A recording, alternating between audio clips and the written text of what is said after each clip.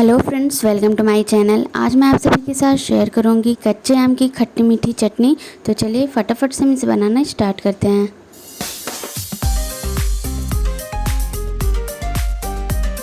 यहाँ पे मैंने 2 टमाटर, 1 कच्चा आम, 15 से 20 कली लहसुन की, 6 पीस हरी मिर्च, इन सारी चीज़ों को आपको अच्छे से धुल लेना है। अब चलते हैं हम इसे कुक करने के प्रोसेस पे। तो यहाँ पे मैंने फ्लेम ऑन करके कढ़ाई रख दी है।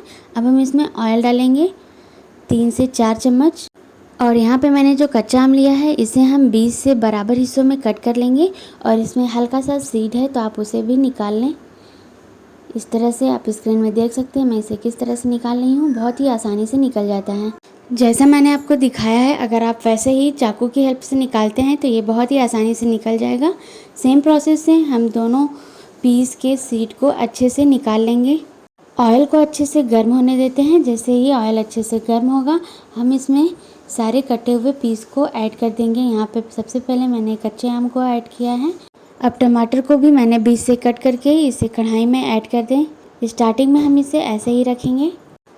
हरी मिर्च और लहसुन को भी ऐड कर दें। साथ में जाएगा टेस्ट के अकॉर्डिंग नमक।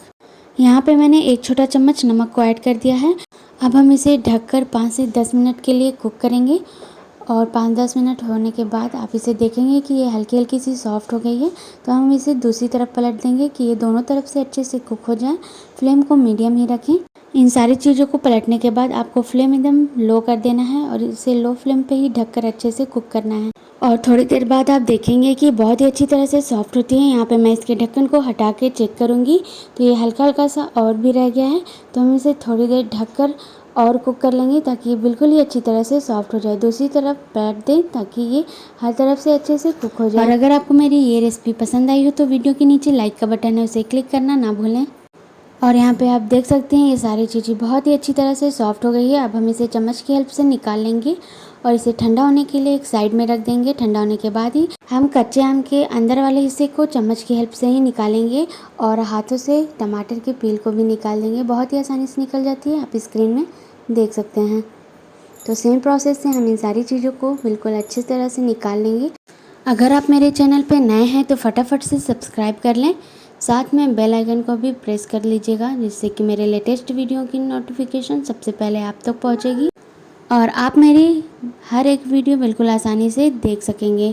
तो यहाँ पे मैंने सारे छिलकों को हटा लिया है। अब इन सारी चीज़ों को अच्छे से मिक्स कर लेते हैं। ये देखिए बहुत ही अच्छी तरह से मिक्स हो गया है। तो बस अब हम इसमें कुछ और भी चीज़ें ऐड करेंगे, तो आप वीडियो में लास्ट तक बने रहें।